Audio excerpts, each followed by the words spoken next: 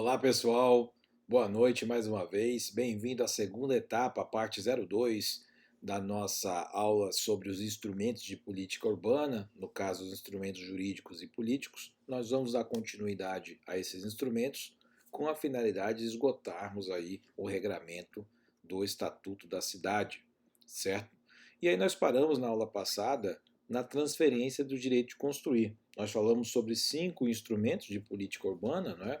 Os instrumentos naturalmente jurídico-políticos, falamos também sobre o instrumento fiscal, o IPTU progressivo, e agora nós passamos então ao estudo de impacto de vizinhança, que é tido também como um instrumento jurídico e político, né? Jurídico-político. No caso, o estudo de impacto de vizinhança está aqui, vamos grifar, né?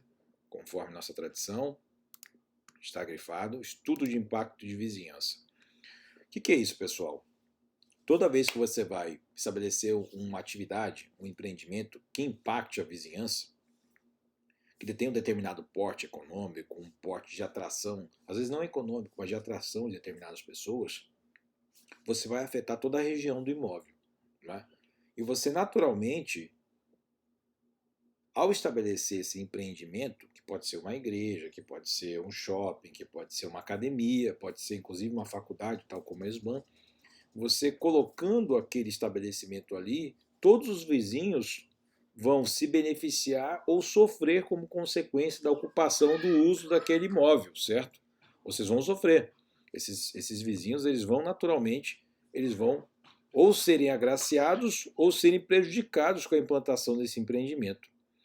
E aí justamente é que entra a questão do estudo de impacto de vizinhança. A lei municipal define os empreendimentos e atividades privadas ou públicos em área urbana que dependem da elaboração desse estudo prévio de impacto de vizinhança. E esse estudo de impacto de vizinhança passa a ser a condicionante para a concessão de licenças ou outorga de autorizações para a construção, para a ampliação ou mesmo para o funcionamento de determinadas atividades, essas licenças e autorizações que seriam concedidas pelo poder público. Né? Então percebam o seguinte, a lei municipal define em quais empreendimentos e quais atividades privadas ou públicas que ocorrerão em área urbana que dependerão desse estudo prévio de impacto de vizinhança. Então, cada município estabelecerá quais atividades que dependerão desse estudo prévio ou não, certo? E a condicionante para você obter autorização ou licença do poder público para funcionar vai ser que esse estudo seja elaborado caso você queira exercer certa atividade. E aí também é necessário que esse estudo de impacto de vizinhança ele vai conter justamente a perspectiva dos impactos positivos e negativos da população, não só da cidade como um todo, mas sobretudo da vizinhança daquele local, né? Naturalmente, todos esses quesitos serão regulados em lei municipal, existem alguns outros regramentos que estão aí no Estatuto da Cidade, mas eu peço para vocês darem uma lidinha no artigo 36 para verem maiores detalhes sobre esse regramento. O interessante que vocês saibam é, nem todo empreendimento ou atividade vai exigir o estudo prévio de impacto de vizinhança, isso vai depender de um determinado coeficiente de aproveitamento do solo, da finalidade do município, etc. Isso tudo está dentro do poder discricionário do município para atender segundo seus interesses locais, aquele empreendimento ou atividade que seja compatível com a atividade econômica da cidade, com o propósito de formação da cidade, por aí vai, né? Inclusive com as suas características históricas. Nós não podemos aí criar semelhanças, padronizações, por exemplo, entre Gramado e Manaus. Não tem nada a ver uma cidade com a outra. Uma sobrevive naturalmente, sobretudo do distrito industrial, Gramado é do turismo, né? Então, estudo de impacto de vizinhança em Manaus será diferente do estudo de impacto de vizinhança das atividades ou empreendimentos em Gramado, porque cada cidade tem uma outra, sobrevive de uma determinada forma, não é? Particular. E ele vai conter justamente o rol, né, de impactos positivos e negativos à população. Isso vai ser um estudo sociológico, né, político e por aí vai, pessoal. Maiores detalhes, peço para vocês darem uma olhadinha na lei. Bom, passado então o estudo de impacto de vizinhança como instrumento de política urbana, nós temos aí o sétimo instrumento que eu elenquei, que são as operações urbanas consorciadas. Nome bonito para dizer uma coisa muito simples. Opa, isso aqui não deu certo não. Só se eu colocar assim, vai. Operações urbanas consorciadas. O que é isso? Esse nome bonito, pessoal, é justamente uma maneira, um consórcio, uma maneira de você promover transformações urbanísticas, né? Que aí a lei coloca como estruturais, melhorias sociais, que é algo muito abrangente, e a valorização ambiental de determinadas áreas da cidade. Para isso, o poder público coordena, o poder público municipal, ele coordena uma ação com a sociedade civil, com vistas justamente a você promover essas alterações na cidade. E aí você conta com os proprietários dos imóveis do local, com os moradores, com usuários permanentes dos serviços públicos daquela área. Então você promove uma união social com vistas à valorização de determinada área. Esse é o objetivo da operação urbana consorciada. Ela exige lei específica, ela exige um plano de operação, que, claro, você vai fazer um projeto, tem que ter um plano, né? É um projeto barra plano. E aí, quem paga essa operação urbana consorciada? Que isso vai ter um custo para o Estado, né? Quem vai pagar? Por exemplo, você vai emitir, o Estado, potenciais, né? Certificados de potencial adicional de construção naquela área. Isso é uma maneira de você remunerar o gasto excessivo que o poder público vai ter em promover essa operação urbana consorciada. Isso é uma das maneiras de você fazer isso, né? Existem outras maneiras também, tá, pessoal? Leiam o artigo 32 para vocês terem mais detalhes. Eu trouxe também um exemplo aqui, que é justamente uma operação urbana consorciada que ocorreu na Faria Lima. A Faria Lima está bem aqui, tá? Uma imagem vale mais do que 1000 palavras. Isso aqui é a Faria Lima em São Paulo, né? Muito bonito. São Paulo realmente é a capital econômica do Brasil, né? Então nós temos aqui, quem já se hospedou na Faria Lima, eu recomendo, tá, pessoal? Tem até uma área aqui de ciclovia, vocês podem correr aí, tal, etc. Muito bonita a Faria Lima.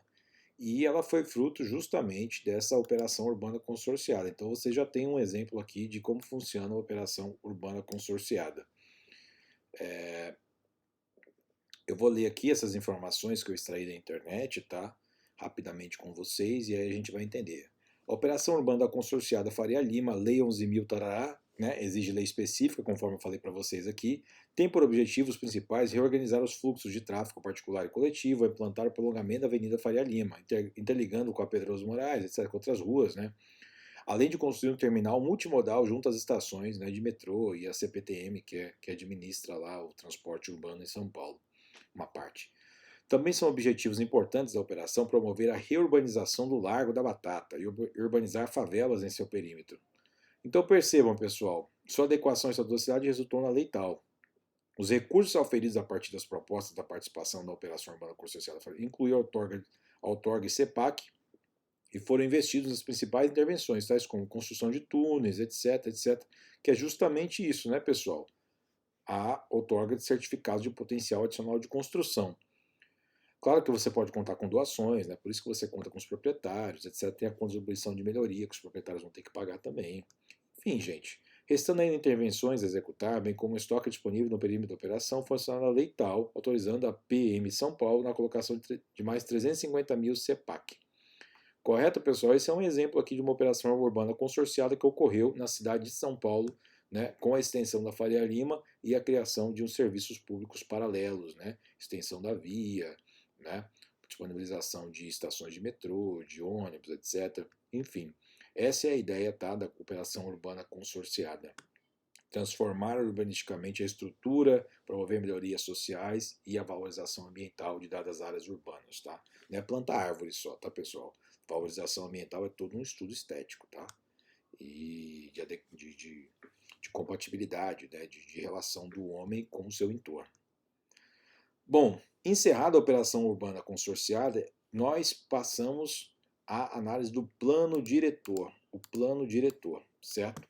Acabou então os instrumentos de política urbana, os instrumentos jurídicos e políticos, que é o que a gente estava estudando, e agora nós passamos a analisar o plano diretor. O plano diretor é um instrumento político, né? Um instrumento de implantação, um instrumento de implantação da política urbana. Né? Ele não é um instrumento jurídico político, é um instrumento político, né, de implantação da política urbana. Aí no caso do plano diretor, o que significa? É a lei matriz, né, a lei base que cria os ditames para a expansão urbana. E aí eu peguei uns conceitos da lei, né, ele está regido no artigo 39 seguinte, que diz justamente isso. A propriedade urbana cumpre sua função social quando atende às exigências fundamentais estabelecidas no plano diretor. Bom, então o plano diretor ele vai ser uma lei municipal que estabelece o que é cumprir a função social naquele município. Não é? Então estabelece naturalmente normas com vistas à ordenação do território municipal urbano. A lei que institui esse plano diretor, ela deve ser revista a pelo menos a cada 10 anos, certo? Então, a cada 10 anos, em função das alterações estruturais da cidade, obviamente você vai ter que ter uma alteração da lei, porque às vezes cumprir a função social 10 anos atrás não significa estar cumprindo nesse momento, né? Em função das exigências que as alterações populacionais da cidade exigem. Suponha uma cidade em que havia uma predominância de jovens e 20 anos depois há uma predominância de idosos em função da alteração da estrutura populacional, migrações, etc. Essa cidade vai exigir dos seus imóveis, né, dos seus imóveis urbanos, que haja uma adequação à necessidade dos idosos. Né? Então, as questões de mobilidade urbana vão ter que ser alteradas. Esse é um exemplo de necessidade de alteração do plano diretor, segundo a alteração da estrutura etária da cidade. O plano diretor, então, como eu disse para vocês, é um instrumento de política urbana e nós esgotamos aqui, leiam o artigo 39 seguintes, nós passamos então a falar sobre a gestão democrática da cidade. Gestão democrática da cidade. Pessoal, gestão democrática da cidade é você tirar exclusivamente da esfera política, você tira exclusivamente da esfera política a reitoria de projetos relacionados às transformações da cidade. Você tira não só isso, não só a formulação de políticas exclusivamente da classe política. Você tira também a questão orçamentária. E qual é a observação que a gente pode extrair dessa transformação da gestão democrática da cidade? É que com a gestão democrática da cidade, você inclui a sociedade civil na reitoria da expansão urbana e da readequação urbana às finalidades que aquela população quer. Existe um gap, existe um lapso entre representantes e representados, sobretudo aqui no Brasil. Né? A cada eleição nós vemos isso, porque as pessoas querem uma coisa e a classe política, de alguma maneira, acaba querendo algo diverso da população.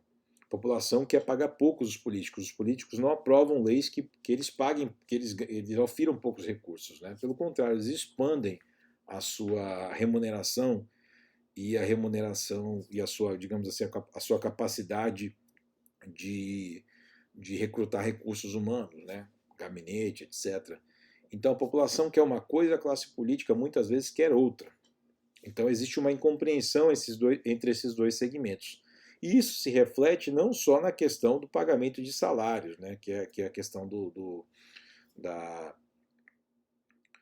subsídios dos deputados e senadores, mas é também na questão da formulação de políticas públicas voltadas ou não à cidade.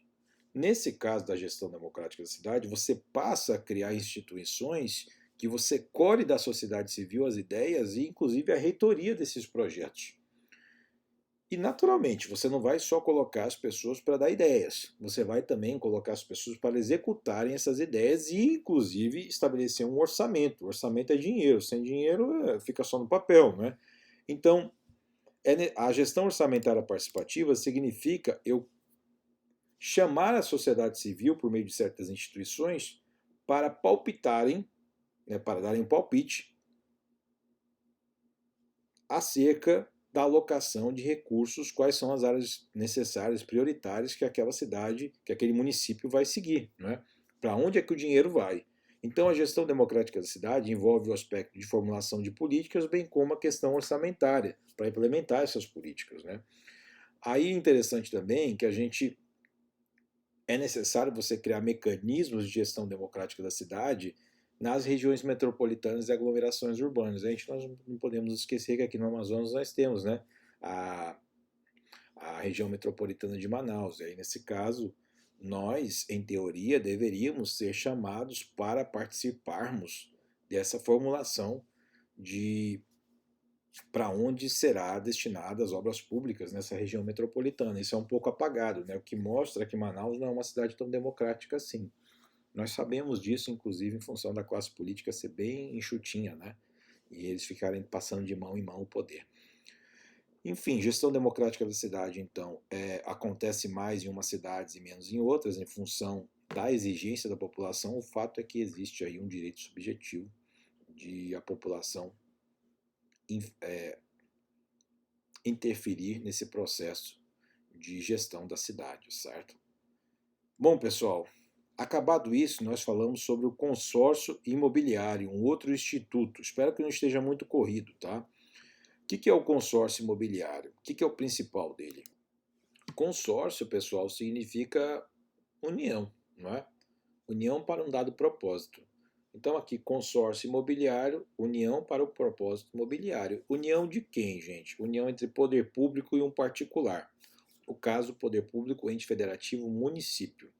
Então, um particular que é proprietário, um particular pode ser pessoa física ou jurídica, que é proprietário de um determinado imóvel, ele transfere esse imóvel ao município para que o município, com o seu dinheiro, com seus recursos, que são grandes normalmente, ele realize obras naquele dado imóvel, e esse imóvel então vai atender uma finalidade pública, uma finalidade urbanística mais proeminente. E com essas transformações, o poder público passa a ser proprietário do imóvel. Ele sendo proprietário do imóvel, uma parte desse imóvel, que é exatamente o valor que o imóvel era antes da reforma promovida pelo poder público, uma parte desse imóvel vai para o particular, né? Então o particular não perde dinheiro nenhum.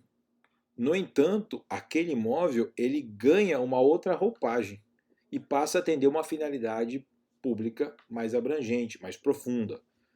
Reparem o que a lei diz aqui. Considera-se consórcio imobiliário a forma de viabilizar planos de urbanização, regularização fundiária ou de reforma, conservação ou construção de edificação. Então eu vou dividir aqui, tá, pessoal? Uma parte eu vou colocar em verde, certo? Outra parte eu vou colocar em azul.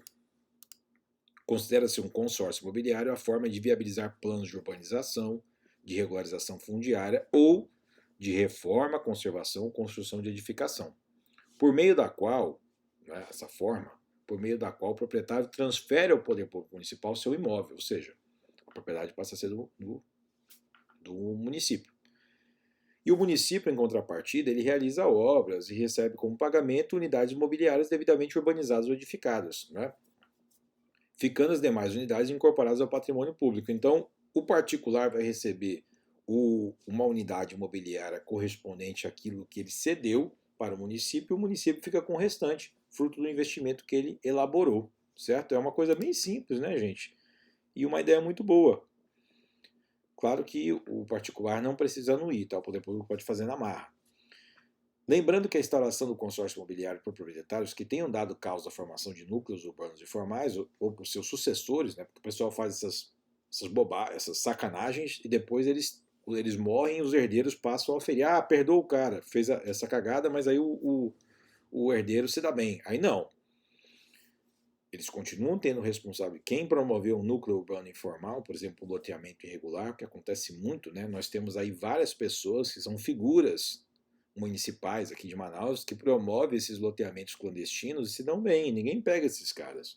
Né? Nós temos vários aí, vários. Estão mais próximos de nós que nós imaginamos. Né?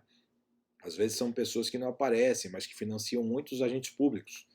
E aí, no caso, essas pessoas, elas respondem administrativa, civil ou criminalmente, apesar de existir o consórcio imobiliário. O consórcio imobiliário, então, ele pode existir, né, em núcleos urbanos informais, mas ele não vai eximir essas pessoas que promoveram essa ocupação irregular das suas responsabilidades administrativas, civil ou criminal. Nós vamos ver isso mais na lei da ocupação do solo urbano, tá? A lei de 76, é na próxima aula que nós vamos ver isso. Mas vocês já ficam aqui cientes do que significa o consórcio imobiliário. Por fim, pessoal, nós estamos aqui os contratos de concessão de direito real de uso de imóveis públicos. Direito real de uso, tá? Está no artigo 48. Então, contratos para conceder direito real de uso de imóveis públicos. Primeiro, é necessário, né, você concedendo esse direito real de uso, você vai ter um direito real sobre um dado imóvel. E aí, portanto, essa concessão de direito real, esse documento concessivo, ele vai ter o caráter de escritura pública, né, o que gera naturalmente uma segurança jurídica para quem receber essa concessão firmando o contrato com o poder público.